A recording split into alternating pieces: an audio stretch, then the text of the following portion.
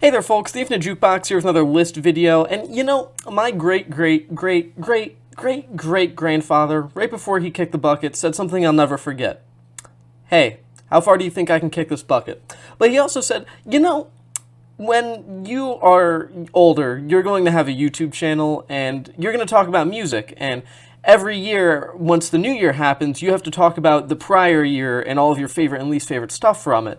And I wasn't born yet, so I didn't know what he was talking about, but I guess the old man was right, because now here I am, and it's 2025 now, no longer 2024, which means I have to talk about my favorite EPs and least favorite albums and favorite albums of the year, or else I'll be stoned to death by an angry mob. At least I assume that's what will happen. I'm too scared to find out, so that's why I'm finishing up my year-end list for 2024 with my top 50 favorite albums of 2024. Now, here's the thing. These videos usually end up being really long. I mean, the list videos in general do, but especially my top 50 albums, because I just kind of yap, I just kind of ramble. It's kind of my thing. If you're familiar with my channel, you're aware of this by now, I'm sure. So here's what I'm going to do, so I don't have to edit quite as much content. First 25 of these, 50 through 26, I'm just going to list off in order, and then from 25 onwards, I will talk a little bit more in detail about these records and why I enjoy them so much, with extra attention being put on the top 10 or so, top 5 especially. So, without further ado, here are my top 50 favorite albums of 2024. Number 50, JT, City Cinderella. Number 49, Charli XCX, Brat. Number 48, Nile, The Underworld Awaits Us All. Number 47, Laura Jane Grace, Hole in My Head. Number 46, The Cure, Songs of a Lost World.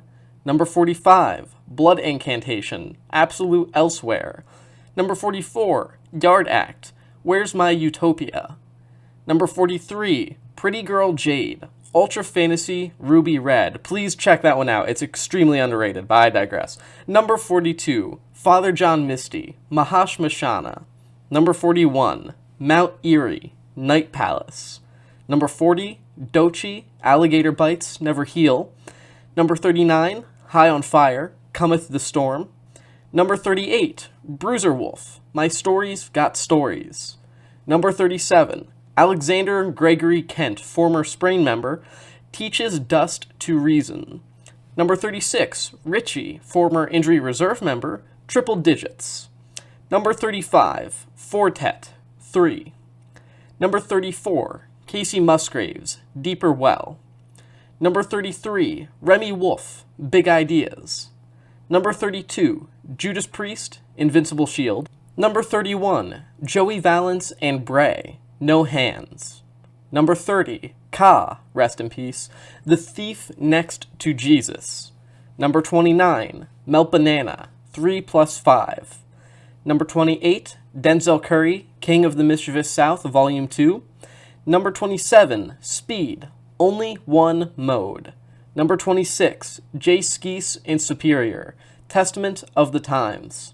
And with that, I now transition into the top 25 albums of 2024 on my personal list. If you want to see me expand on those albums I just mentioned before, I have various videos on my channel discussing all of them to varying extents. But without further ado, we shall now continue the list. Number 25, Gouge Away, Deep Sage. Really excellent sort of Pixies heavily influenced noise, rock, punk kind of record here that has some softer moments for sure, some absolutely amazing vocal work that ranges between sensitive and vulnerable and absolutely vicious in places, a really solid rhythm section and some outstanding guitar work as well, with a lot of really great dynamic songs that embrace those sort of soft, loud dynamics that you hear from a lot of classic alternative rock bands that Gouge Away very heavily embrace, but never in a way that feels derivative. This is a really fresh album, and I'm so glad that this album actually happened, considering it kind of almost didn't. Really excellent record, and one of the best, more traditionally rock-oriented records of 2024 in my eyes. Number 24, Tyler the Creator, Chromacopia. Yeah, I mean, who would have figured that Tyler would continue to put out great music, as he has been for many a year at this point. But more than that, Chromacopia feels like another artistic step forward for him. Some of the most vulnerable lyrics that he's ever penned are featured on this record, but I also love his more unique experimentations with psychedelia and R&B featuring on this record, the kind of sounds that he first explored arguably on Igor years ago, as well as some of the more lush vibes that he kind of developed on his prior record, Call Me If You Get Lost, all kind of coming together here to make a record that feels wholly unique in the context of his discography. I really do deeply enjoy this one. Number 23, Chat Pile. Cool World.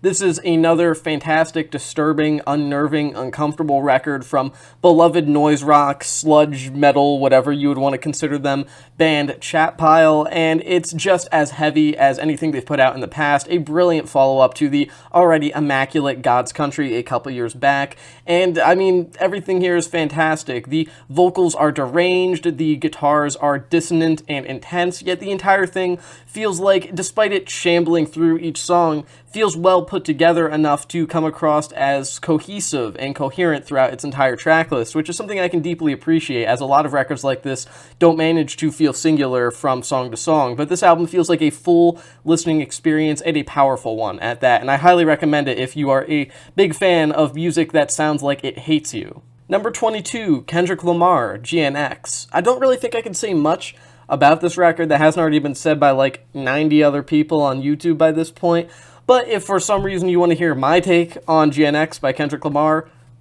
it's great, man. What do you really want from me? I mean, sees Kendrick experiment with a lot of ideas that kind of come deeply from his West Coast roots, more so than anything that he's put out since Section 80, and I love to hear it. The guy's got some great flows on here.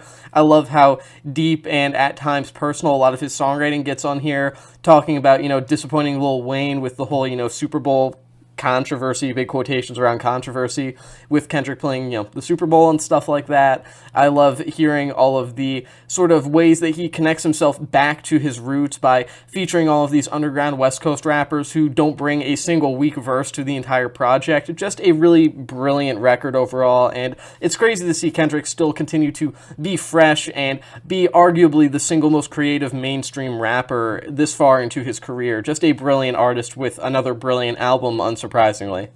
Number 21, Loitus, One Day. One of my favorite electronic albums of the year, no question. An album that feels like it's constantly evolving and finding new directions to go in, but does so subtly that you barely even notice it, and before you even know it, you kind of get entranced in the whole thing. And you could argue that there are a lot of electronic records, progressive electronic records at least, that kind of have a similar effect stylistically, structurally, musically, but I really do think that this album in particular achieves it on a different level altogether. You really do get lost in this entire project, and I know that the first couple times I gave this one a listen, I didn't even really feel confident in reviewing it because I barely even remembered more technical details of the entire thing. I would just remember getting entranced by it, finding myself deeply moved by the entire thing. Just a powerful listening experience, and an extremely well-made and well-produced one at that. So if you're a big electronic head and, you haven't heard this one, I see no reason why you wouldn't love it, honestly. Number 20, Glass Beach, Plastic Death. I honestly think it's a shame that people kind of forgot about this one not long after it came out, considering how much hype it initially got coming out early in the year. In fact, for a good month or two there, it was kind of an album of the year contender for me. Brilliant record overall, some great songwriting, instrumentation. It's nice to see Glass Beach continue to go further and further into this very grandiose direction that I think the entire band pulls off extraordinarily well. Again, some fantastic work here from a structural standpoint. I love how dense a lot of this album feels, even if that is, understandably, a criticism for some people, something that not everyone may like. It's a deeply emotive record, and it's one that maybe not everyone will click with, but I certainly did, and it definitely is one of my favorite albums of the year. Just a stunning album in its best moments. Number 19, Cheekface, It's Sorted. It's funny, Cheekface are one of those bands that kind of put out similar albums each time that they do so. These fairly short and compact records with just a bunch of great tracks that have a bunch of fantastic hooks and choruses. Never really a weak moment or an unmemorable moment when it comes to them. Really, they are understandably, America's favorite band and everything. I really do think that they are a phenomenal band. But this record really just slightly stands above the rest of their work thus far for me. And honestly, like I said, it really doesn't do anything that different from some of their prior works. I just think that they really honed in on the musicality of this record, some phenomenal bass lines throughout this album, some great rhythm section work in general, guitar work being solid, and kind of almost having a post-punky edge to it in certain parts. The lyricism here being as abstract yet relatable as Cheekface have ever been. Some great choruses and hooks, as always, a key factor of why so many people, including myself, love Cheekface. This is just a compact package that really just demonstrates and showcases everything that make them such a great band in the first place. I mean, I really can't say much more about this than it's Cheekface at their best. Number 18, Brodequin, Harbinger of Woe. Ignoring the fact that it took me almost an entire year to realize that I was pronouncing Brodequin's name wrong as Brodequin, this is a phenomenal record and one of the best metal albums of 2024. If you want to hear a brutal, devastating record, then Harbinger of Woe is absolutely for you. I mean, Brodequin have brought that to the table in the past on their prior releases. It's just that it's amazing that they are this far into their career making a real comeback with Harbinger of Woe and still manage to sound as heavy, as ferocious, as devastating. Really, everything that you would want in a good, brutal death metal record is here. Amazing riffs, extremely destructive percussion work, extremely guttural vocals. Everything here just feels fantastic. It feels right. Everything is so perfectly placed. Even the production here is pretty phenomenal in its better moments. Just the whole thing, I really deeply enjoy it. Certainly one of the best metal albums of 2024 for me. Number 17, Vince Staples, Dark Times. Arguably the best album that rapper Vince Staples has put out to date, which is saying a lot considering his records like Big Fish Theory in particular would have been a lesser rapper's magnum opus straight away. The fact that he's still putting out music that eclipses his best work is absolutely amazing, but it's true, Dark Times has some of his best songwriting to date. His flows are absolutely stunning on some portions of this record, and I really love how he seriously develops his storytelling abilities throughout this record, and he makes for an individual that is at times just as antagonistic as he is narrative, and it makes for something that feels like a really special listening experience. One of the best rap albums of the year, and really Vince Staples arguably making his most conceptually profound record to date. Not to say his prior records weren't, because they were. It's just this album feels like a cut above the rest in his discography in my eyes. Genuinely a fantastic listen. Number 16, Frail Body, Artificial Bouquet. This is such a visceral album on so many levels, from a lyrical standpoint, from a vocal standpoint, even from an instrumental standpoint, with how dense and atmospheric this record constantly feels. It's just an album that is either pummeling you with waves of noise and musical violence, or really engrossing you with these atmospheric passages that draw you in and refuse to let you go as you basically wait for the inevitable as the album kicks back into its heavier moments. A stunning record overall, one that is extraordinarily depressing, especially towards its closing moments, but one that never stops being absolutely stunning and just gorgeous. This is what people mean when they talk about heavier music being able to be truly beautiful. I mean, it's 2024. I don't think we really need to have that conversation about, whether or not stuff that can be classified as screamo or, black gaze adjacent or anything like that can be, beautiful, but if there's anyone out there who's still a non-believer for some godforsaken reason, then this is the album that would prove that to them. Truly a gorgeous record. Number 15, Arooj Aftab, Night Rain. An often minimalistic, but nonetheless never stopping, stunning, gorgeous, lovely experience from Arooj Aftab here. An extremely beautiful record with its nocturnal vibes and at times sort of mystical feel to it all. Her vocal work is absolutely amazing, one of the most technically and emotionally profound vocalists active within singer-songwriter-oriented music right now, and her songwriting is gorgeous as well. The compositions here are fantastic. Really, I have nothing bad to say about this record. A wonderful album. Number 14, Centuries, Snow as a Metaphor for Death. Definitely one of the most interesting sort of industrial and noise rock influence kind of albums of 2024. Just a powerful record overall with some extremely in-your-face instrumentals that I absolutely adore. But I especially love it when the album embraces some of its more grandiose influences and takes on ideas that are sort of thematically massive and musically even larger, and it allows for the album to feel like much more than this great DIY project, but rather something that feels wildly ambitious and executes those ambitions in an extremely successful manner. Not to mention that I really enjoy the vocal work here. It suits the album extraordinarily well. The instrumentation is loose but competent enough that it never falls apart or anything like that. Really just an outstanding album. This Canadian band is really just absolutely mind-blowing in its best moments, and I can't wait to see what they end up doing next. Number 13, Jaylin Akoma. Definitely one of the most unique voices and artists within electronic music in the modern day. Jaylin's latest studio album, one of my favorite electronic albums I've heard in a while. Just a stunning record that manages to take its inherent minimalism and kind of turn it into lushness by sort of almost, in a way, stylistically melding together a lot of bits and pieces that feel like they come from parts of larger ideas together to create a new concept. And in that way, a lot of it feels like this almost industrial but not quite record that manages to bounce between different ideas in a way that allows the record to feel like it has a very well thought out structure, which it does, to clarify, but at the same time has a lot of really interesting, unpredictable passages. It goes through various concepts and ideas, ranging from the more cold and bare to the more melancholic and, I guess you could say, dynamic in the literal sense of the term. It's just a phenomenal album that manages to take a lot of ideas and make them feel singular in the context of a full-length studio album, and that's extremely impressive, even coming from Jaylin, an artist who's been doing that since day one, arguably. Number 12, Knocked Loose. You Won't Go Before You're Supposed To. A brilliant album from arguably the single most popular metalcore band on the planet right now, Knocked Loose. This breakthrough studio album for them. I mean, hell, they're playing Jimmy Kimmel with Poppy these days. That's absolutely amazing, and I couldn't be happier about it, because they deserve it. They are great representatives of the entire subgenre, and this is a fantastic album. It's heavy, it's got visceral vocal work, it doesn't manage to overstay its welcome or anything like that. It's got some excellent songwriting as well that I think went fairly underappreciated when it was initially released, and people were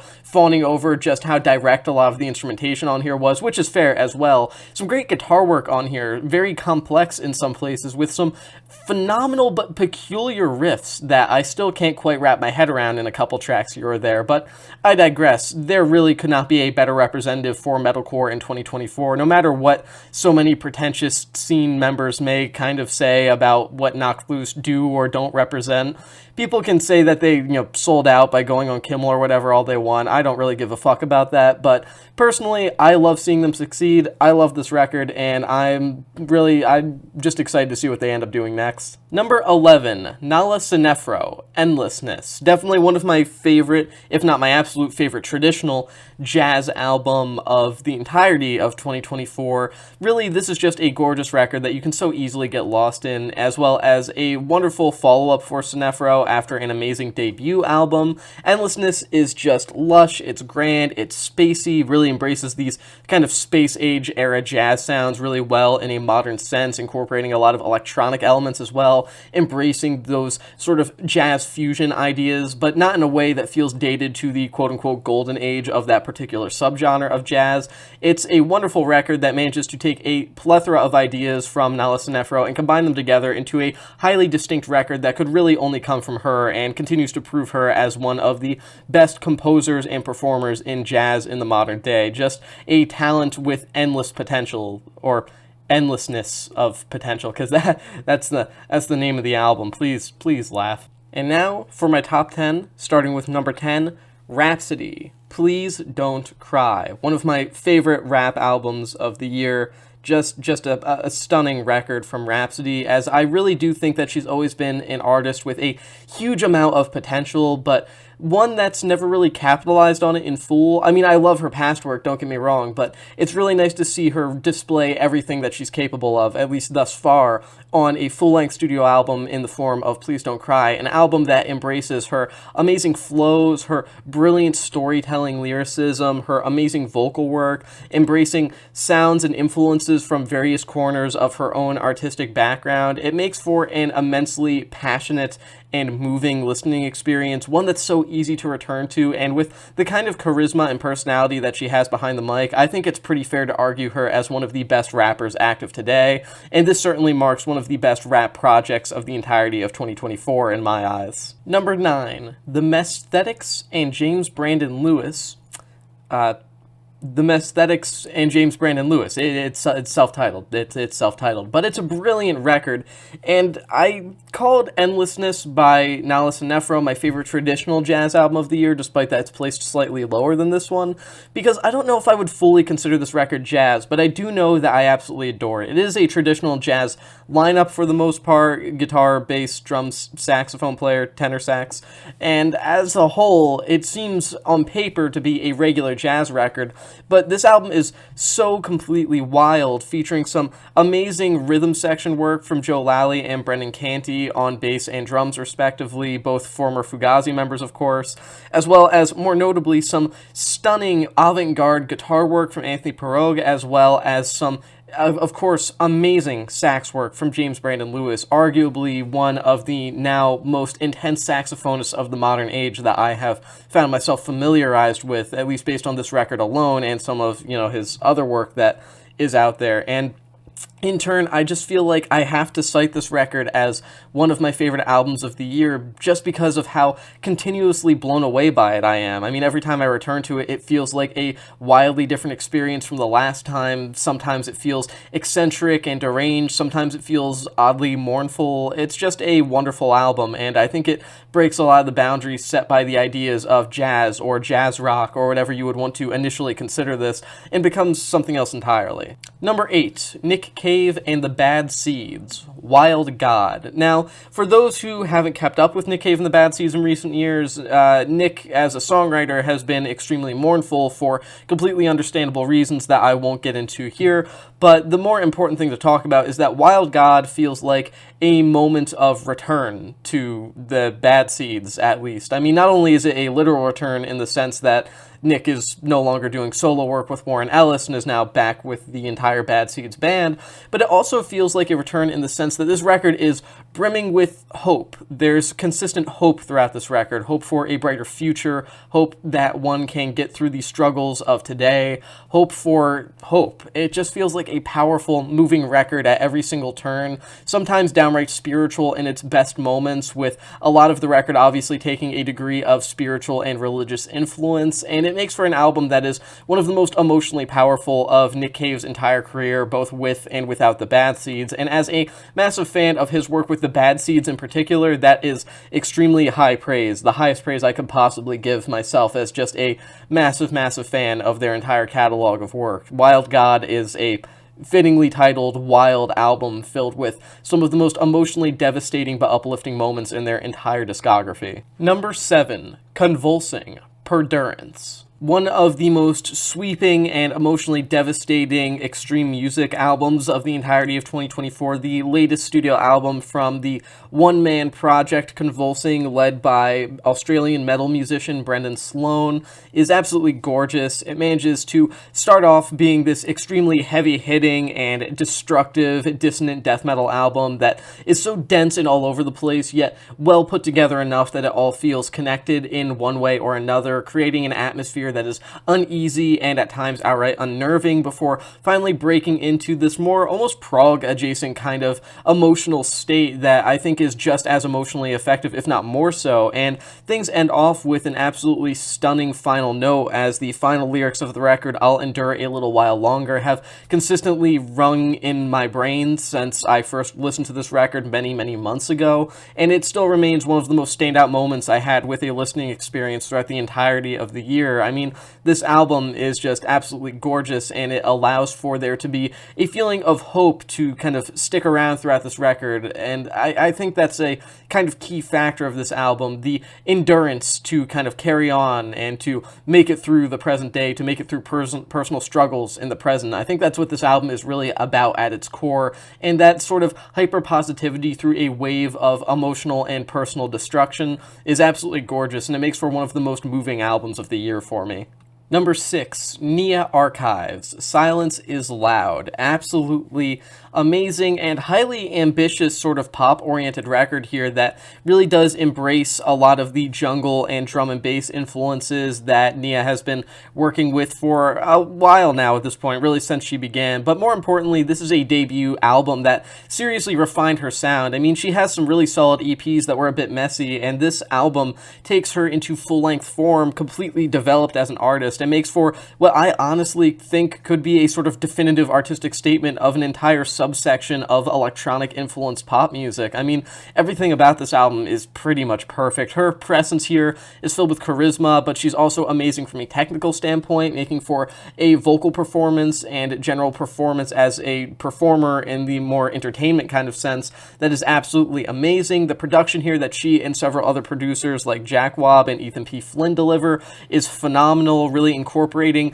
the plethora of influences that she takes from various corners of more experimental pop music and various corners of electronic music to create something that feels uniquely her own, that stands out from other artists making similar music at the moment, especially some collaborators of hers like Pink Pantheress, for example. And as a whole, I think that this is just an album I don't really have any qualms with. It's extremely consistent, it's extraordinarily fun, it's extremely emotional in its best moments, and I don't really think anything about this should change. This is one of the best albums of 2024, and I really do hope that artists within the coming years take some notes from this record in particular to create music that is adjacent to it, because they would be very, very well off if they did so. Number 5, Jordy Griep, The New Sound. This is an album that it took me a long time to actually review it on this channel. As I'm recording and uploading this, I only uploaded the initial review a few days ago at the beginning of January of 2025, despite the fact that this came out in October of 2024, obviously. But, you know, I think it was worth waiting to actually cover on this channel because there's a lot to take in with this record, admittedly. I mean, it's an album that draws so many influences from so many different corners, ranging from the avant-prog stylings of numerous British bands from the 70s to Latin influences that we've never really seen from Griep before in his previous band, Black Midi. But more importantly than that, I also think that it established him as a solo artist and proved that he was not only capable of doing amazing things on his own, but arguably was capable of eclipsing most, if not all, of his past work that was more collaborative and collaboration-oriented. This is a stunning album in just about every way possible, from his storytelling and songwriting abilities on tracks like Holy Holy to his instrumental and technical abilities on tracks like The Magician. The entire thing, it's just pretty unquestionable for the most part. It's an undeniable record in many ways, and while many people may not be able to get past certain qualities of the album, be it some of the more kind of jokey or lighthearted moments, or maybe Griep's voice and very, very bizarre accent, not even trying to insult him, I can't even remotely pinpoint where he would get that from. I can understand why people would maybe not get into this one, but if you are willing to give it a chance and those ideas sound interesting to you, then I implore you, please go listen to this if you somehow haven't already. But considering you're watching a small music review YouTube channel, you probably have. But on the odd chance that you haven't, please do. Number 4, Lip Critic, Hex Dealer. Man, synth punk has been popping off within the last couple of years. Bands like this and MS Paint have ruled my heart consistently whenever they've put out new music. And, I mean, Lip Critic, it's phenomenal. It's packed with this intense energy that I can't even begin to describe in words. It's relentless. It blew me away the first time I heard it. It still blows me away when I listen to it now. And it feels so incredibly unique. It has a sense of humor and doesn't take itself super seriously, talking about, you know, standing in a Wawa convinced you're a god, which, I mean, maybe I'm just a little too East Coast for my own good, but I can appreciate a good Wawa reference when I hear one. Love that place. But beyond that, musically, it's extremely fun. The vocal performances are wild wild and unique. I don't think there's anything that sounds like this out there right now. This is not just synth punk, this is synth punk with cartoonish levels of energy and some amazing abilities behind their respective instruments, some extremely interesting ideas from a lyrical standpoint that range from mildly odd to outright abstract and totally bizarre. It's a fantastic album, and if you are even remotely intrigued by the very concept of a strange and synth-focused kind of record that really has more energy than just about any other album that you'll probably hear throughout the entirety of 2024, then I definitely think that you should give this one a shot. Number 3, MJ Lenderman, Manning Fireworks, one of the most critically beloved albums, period, of the entirety of 2024, and it's not that hard to see why, honestly. I mean, gorgeous songwriting throughout the entirety of this album that manages to be beautiful not in the more traditional literary sense, but rather because it feels so lackadaisical and so relatable in a lot of ways. This sort of slacker rock style of songwriting and even attitude that Lenderman approaches his music with, for a lot of disillusioned people like, somewhat like myself, I feel certainly is something that is easy to connect with. But even musically, this album is brilliant. I especially love the post-rock influences that it picks up in a lot of its final moments. It manages to be a great climactic moment for the entire record. It's very accessible, too, for a lot of people, which I think is worth pointing out. If you've found yourself, kind of enamored with the works of various different alt-country artists over time, then I certainly think this one is worth giving a spin if you haven't already. It's just an outstanding record, written beautifully, sung beautifully, even with the rough vocal stylings of MJ Lenderman.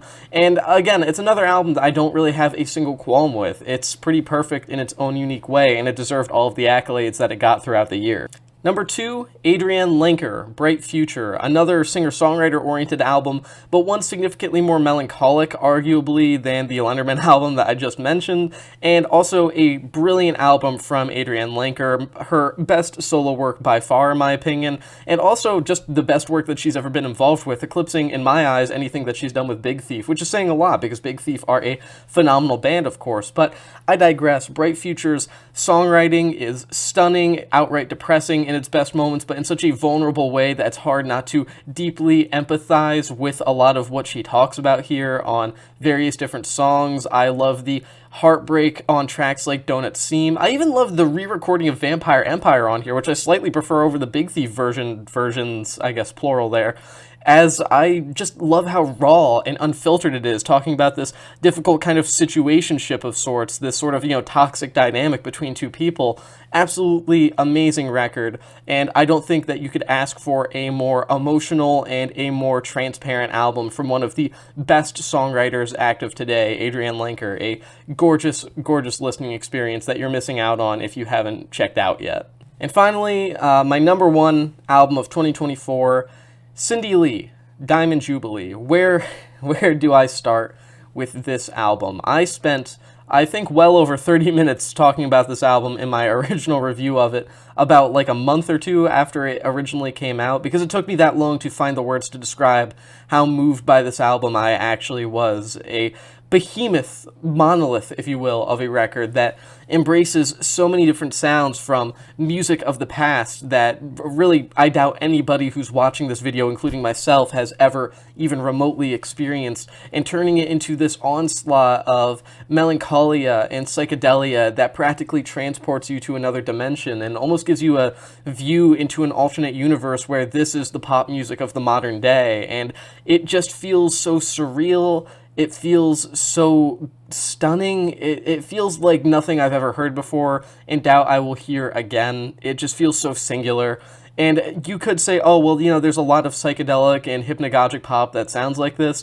And while I do mildly agree based on general influences and sonic style, I don't think there's a record that's quite, captured this tone and captured this style for me personally. It just emotionally impacted me on a deep level that I elaborate more in my initial review, and I don't want to turn this video into a 50-minute video just because of the fact that I want to fawn over this record, but this is easily my album of the year. Not a single weak track on this album. Everything is stunning, everything is beautiful, and honestly, at a point in this year where I was becoming increasingly less interested with recording videos and writing reviews and even listening to music, period.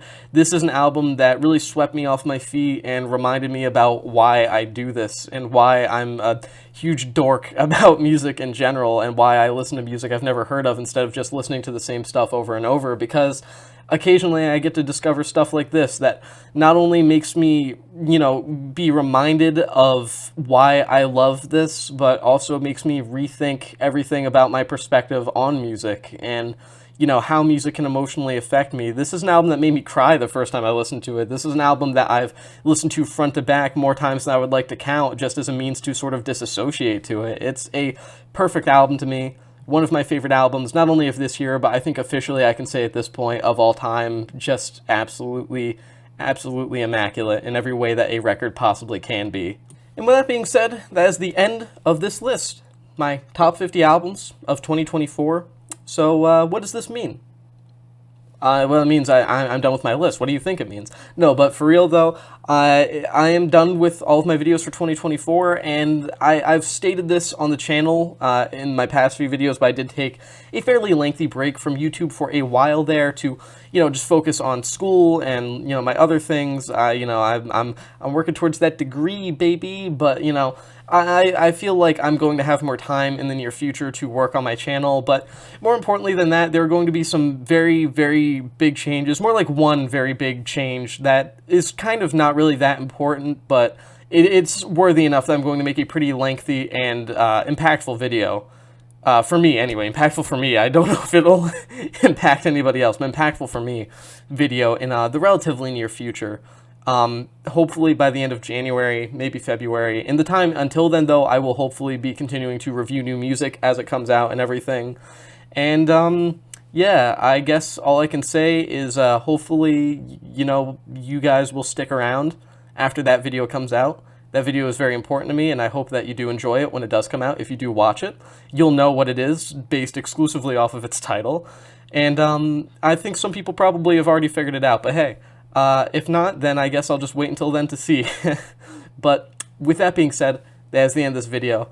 Thank you for watching The Infinite Jukebox. Thank you for another amazing year with this channel. I want to genuinely thank everyone who has even watched a single second of my videos in 2024, or who has stuck around and waited for me to continue uploading after I took a pretty lengthy break again. So really, just thank you. I have love for each and every one of you. And with that being said, that's the end of this video. Thank you for watching, and I'll see you in the next one.